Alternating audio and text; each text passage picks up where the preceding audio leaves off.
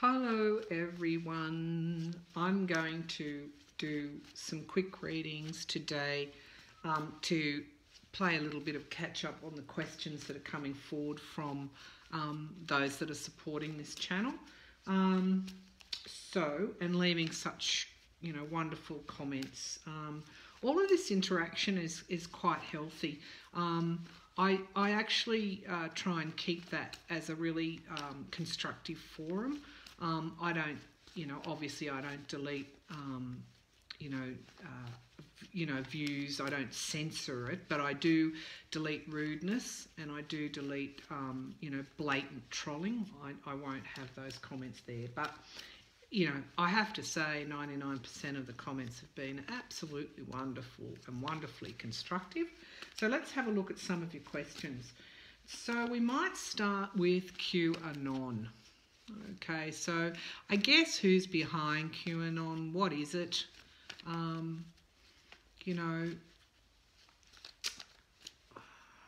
guess the question is this Russian driven? Are there any alliances between elements of the Republican Party and Russia?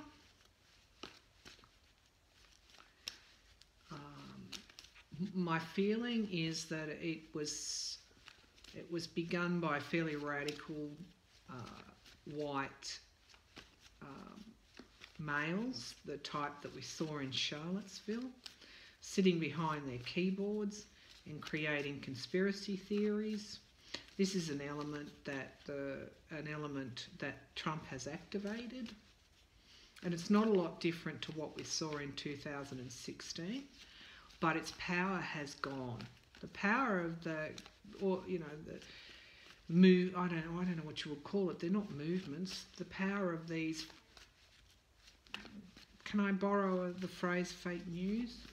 The power of these people. It's just gone. It's gone now. So it might enthrall a minority. But the majority already know this stuff has been exposed. The climate has changed. The environment has changed. People want the truth. They don't want conspiracy theories. QAnon is just playing to people's desires for drama, and it's the same thing that makes people sit down and watch a horror movie. It's not real. Okay, so all right. Is Russia behind QAnon? I guess that's the question. Is Russia and segments of the Republican Party united are they behind QAnon? Okay, let's see. Okay, the Two of Rods, or the Two of Wands, is about waiting for results, making choices and travel. So, there may be some overseas interests that are fueling QAnon. They may be supporting QAnon. In relation to, what I'm getting is that QAnon was started in the hopes that it would build and capture vulnerable people. Okay, so it's a long-term strategy, QAnon. It's a bit like WikiLeaks. There's a market for that sort of stuff, and it will build in strength and so-called believability in time. Well, that was their intention when it was started. So QAnon is playing for a longer-term game. It's playing the long game. Or that's at least is what they hoped they would be doing. And it is Six of Pentacles is obviously about money. It's about loans, debts, receiving help. So I asked, was Russia or overseas interests involved in QAnon? This card seems to say that it is. And it also is about the same things that have been driving politics all around the world, including in America. It's about money and power, and it's about putting people in power that will protect moneyed interests. So QAnon is more of the same. It's more of what we've seen in 2015 and 16. It's Russia and segments of Americans who actually are trying to plant seeds to influence politics. In the long run, the influence there is all based on moneyed interests, or seeing that moneyed interests are protected. Again, we've got the money card coming through here again, the Four of Pentacles. And this is desire for, long-term security and fear of change. Wow. God, these cards are accurate today. The QAnon seems to be associated with Russia and segments of the American covert dark money, if you like. They are planting seeds that they hope will grow in time to foment division, to push forward conspiracy theories. This is the modus operandi we saw in 2015. It is there to protect moneyed interests. They don't want transparency. They're fearing change. They're fearing the rule of the people. Quite interesting, just a quick aside from that, is that the Supreme Court has ruled, I noticed, that not-for-profit groups have to be, the so-called where the dark money is generated, will now have to declare where the money is coming from. So if they're contributing to PACs, then that has to be transparent now. So that will affect people like the Mercers and those the Koch brothers, those big moneyed interests that are seeking to affect American politics, that will call for greater transparency, greater follow the money. Everyone will be able to follow the money now and make decisions. If you take away a curtain and you see what's behind the curtain, then you can base your decisions on what you see. If you don't have that information, if your view is blocked, how can you make a decision about who you're going to vote for? This is very, very important. And this is all parts, the Supreme Court is reflecting the will of the people, the rule of the people. That's pretty healthy. So will QAnon get some traction? No. Seven of Cups, it won't. It's abuse. Its abuse will be fairly transparent. This is the card of abuse and issues, and abuse can only go on for so long before it's revealed, and then once it's revealed, it loses its power. QAnon, no, it might appeal to a minority, but it's not going to grow into it's not going to grow into anything. Been there, done that. Americans now, and globally, Australians, England, Europeans, everywhere. We're more informed now after these dark times, or during these dark times, and our will and our resolve is there not to have things repeated. So that's QAnon. Let's have a look at Sean Hannity and Fox News. That was another question. I've got I must confess, a little bit of conflict of interest here, because Rupert Murdoch is an Australian. He's interfered in Australian politics. He has done exactly what he's done in America, he's done in Australia, and he's done in the UK. And I've been... as a former journalist, I've seen this sort of up close and personal. I've no regard, I guess is the word, no regard for Rupert Murdoch at all. And I saw an interview between Tucker Carlson and Michael Avenatti the other day. It was disgusting display. That's not news. That's not journalism. Those Fox News presenters, they're nothing but, I guess, hacks, really. Biased, prejudiced, ignorant. Okay, so what's going to happen? I mean, the question was, is Hannity going to be brought down as all these things unfold? Well, Hannity, of course, is connected to Michael Cohen, is connected to Trump. Okay, is Hannity going to be brought down in the wash.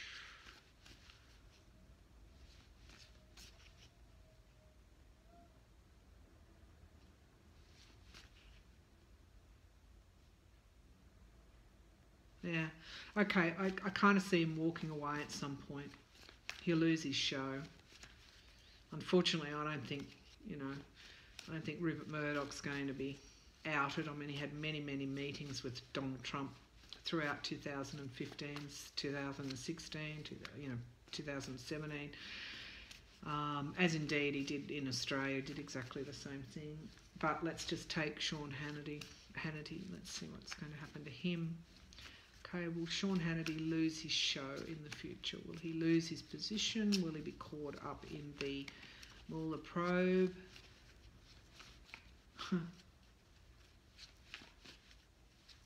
Yeah. Okay, so what I'm getting is deals will be exposed, handshakes will be revealed, alliances will be unmasked. Okay. All right, so the Knight of Swords. The Knight of Swords, fast-thinking soldier, soldier of change, really. That's what Hannity saw himself as. That's the position that he was put in. He is the voice of the airwaves, if you like, in order to achieve change. He's a soldier, if you want.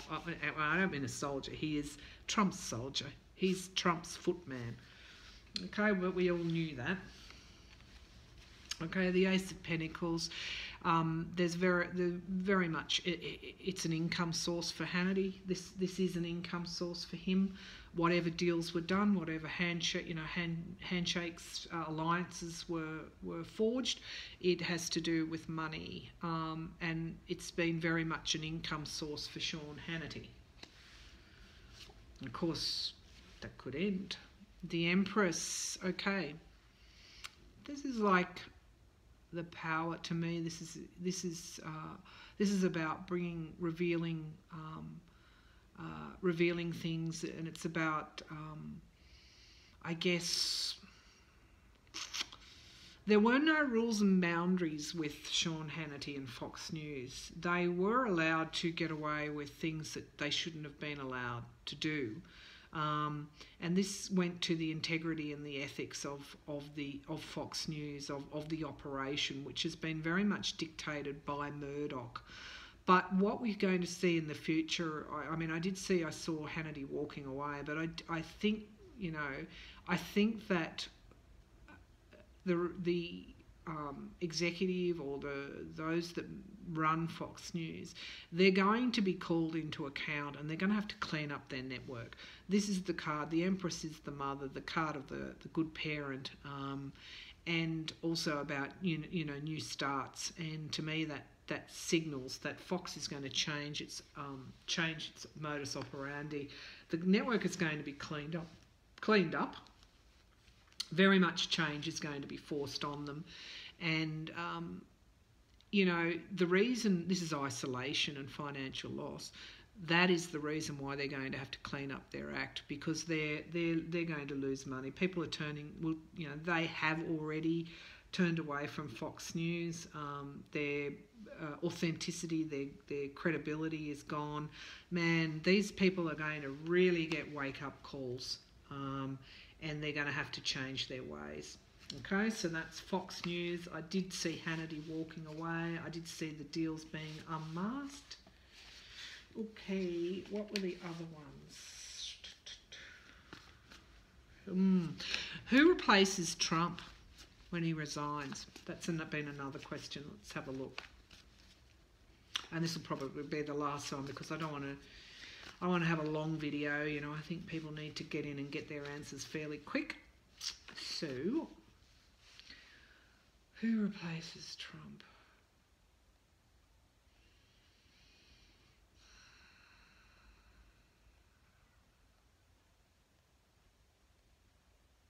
Does Pence replace Trump? No, I don't see, for some reason, I don't see Mike Pence replacing Trump.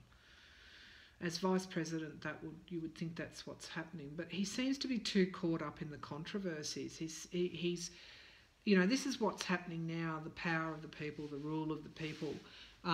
Pence is too close to Trump, and the Republicans understand that if they put someone who was Trump's pick, who's Trump's right-hand man,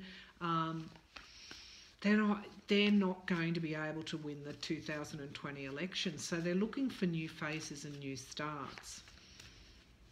So, because that leaves people like Paul Ryan and the members of Trump's cabinet, but they're all kind of tarred with the same brush. I don't know how the American Constitution works. Are they able to pick from senators? Are they able to go beyond their cabinet to choose a leader? I saw, well, unrelated to that, I did see Mitt Romney coming forward at around 2020, and I did see Jeff Flake as well, very, maybe thinking about a 2020 run. To me, the Republicans are going to try and come up with new faces. Who will replace Trump? Let's just clarify Pence anyway. Let's just start there. I think we'll come back to this reading a little bit later on. But let's just see. Is Mike Pence going to replace Trump? He's going to try. Certainly going to try. Okay, the King of Rods, bold, top dog, okay, charm. And when I saw Pence going to have a good try, he's really going to try charming his way out of this trouble. He's really going to say, I was there for the American people, I was working behind the scenes to mitigate the Trump's worst impulses. I'm a patriot. He'll try all of those things. He'll try to present himself in that way. Will he succeed? Okay, he may for a while. The Three of Cups again is the card of celebrations and friendships and support, and it seems to me that he might in the short term have a go at stepping up and taking power should Trump resign, but it won't be for very long, because here is the card of retreat. So if Pence does step forward in this transition period, it's not going to be for very long, because the Four of Swords is about retreat and isolation, solitude, and so this Pence is going to have to step down, and maybe that's what I saw. I just saw a news conference. He's been hammered by lots of microphones are in his face, and he's actually quite worried, quite concerned, quite anxious, and he actually steps down from the podium and walks away. So if he is going to take power, it won't be for very long. All right, that's all I've got for you today. We've got through a few of the questions. Thank you all for your comments and taking the time to post them. And we'll keep going. We'll have a look. We'll have a look as things come up, and see how things might pan out. These cards are a guide. They're just a guide, and they're utilising, I guess, the sensibility of the universal consciousness. And what is the universal consciousness? That's us. That's all of us. So, yeah, thank you for your support of the channel. I do appreciate it, and these are interesting times. I enjoy reading for you. I wouldn't be doing it otherwise. This is very much an opportunity for me to bring my skills together, but most of all, it's an opportunity for me to do what I've avoided doing for a long, long time, and that is tapping into this universal consciousness. This is my way of acknowledging the spirit, acknowledging the communications that I get from spirit, And as I said, I've been avoiding that for a very long time and just keeping it to myself. But I understand now that we all have a duty to reveal the light when there's darkness, and this is my way of doing that. And your active participation is your way of doing that. Remember, the vision that when I started this is that many, many ripples create the tsunami of change. Thank you.